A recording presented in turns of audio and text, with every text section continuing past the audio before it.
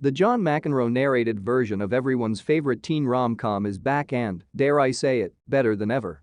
The third season of Never Have I Ever takes up where the previous one left off, with Devi, Maitreyi Ramakrishnan, finally achieving her goal of dating Paxton Hall Yoshida, the hottest student at Sherman Oaks High. Devi and Paxton's slow-motion debut as a pair on the first day of school serves as the new season's initial focal point.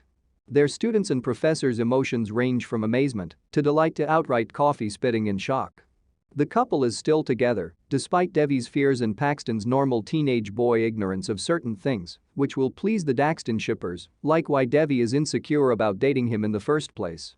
It will please those who want to see her with fellow overachiever Ben, Jaron Lewison, to know that none of the most talked about new couples at Sherman Oaks High School have it all together. Regardless of the squad you're on, you'll probably receive several opportunities to make you squeal with delight in season 3. Devi's dream comes true as Netflix's Never Have I Ever reaches its third season. After all the ups and downs, conflicts, and disagreements, they finally enter Sherman Oaks holding hands. She had a crush on Paxton for a very long time. Devi is loving her new position as the girlfriend of the most popular boy in school as things are finally starting to fall into place for her. However, this position has its own challenges.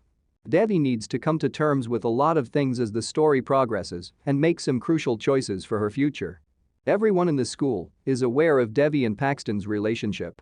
Everyone is talking about them, which would have made Devi happy earlier, but when she learns that many find it hard to believe that someone like Paxton could date someone like Devi, it becomes an issue.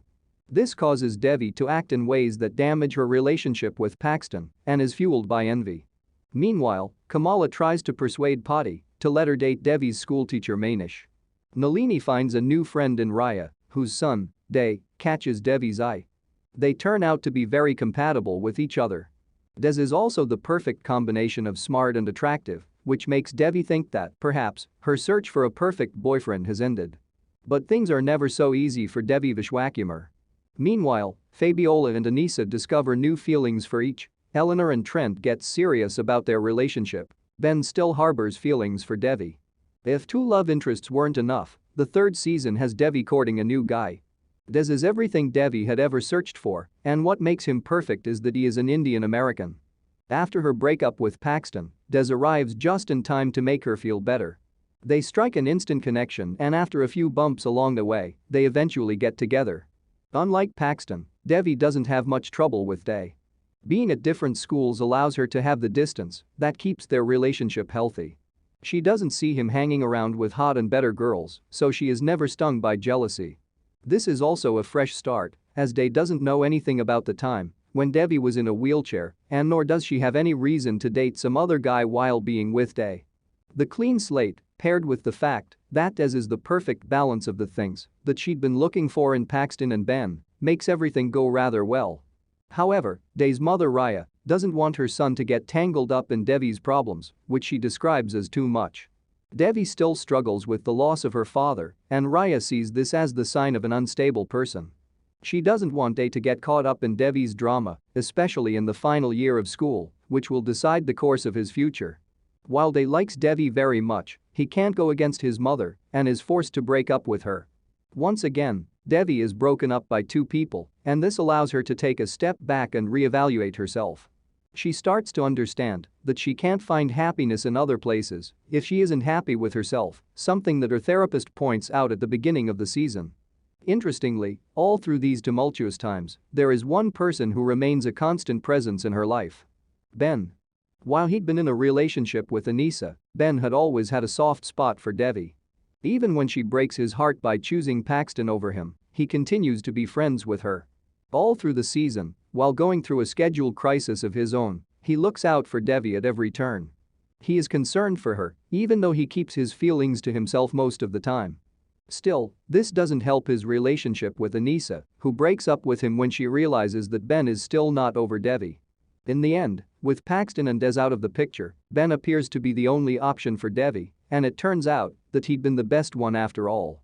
While lamenting that she's still a virgin, Devi is mocked by Ben, who tells her that even if she's on her deathbed, he'll give her one free boink. She holds him to his word when she shows up at his door. Her story had started with her wanting to lose her virginity, and she finally feels ready to do that with Ben. After everything that has happened, it also makes sense that Devi should find things easier with Ben. While she felt a certain pressure to impress Paxton and be deserving of him, she'd always been comfortable around Ben. She never needed to hide or be ashamed or even question who she was. Ben had not only seen her through ups and downs, but he was also more accepting of her. All this time, she'd been searching for someone who could accept her for who she was, and she realizes that Ben was there all along. So, in the end, when she knocks on his door, it looks like they could finally be together without the shadow of any other crush lurking around. With only 1 year left in school, Devi plans to make the most of it. But when it is revealed that she has been accepted into the elite boarding school, Shrubland, she considers leaving Sherman Oaks. While, at first, Nalini is hesitant to let Devi go away a year earlier, she takes Kamala's advice and they visit Shrubland to see what it has to offer. It looks like the place where Devi can finally feel like she belongs. While Shrubland offers the opportunity to find a new community, Devi can't help but think about all the people she'd be leaving behind. Paxton has already graduated and is moving to Arizona. The rest of her friends have a lot going on in their lives, and with the final year of school, this is the only chance she has to have fun with them before all of them part ways and move to different places for college.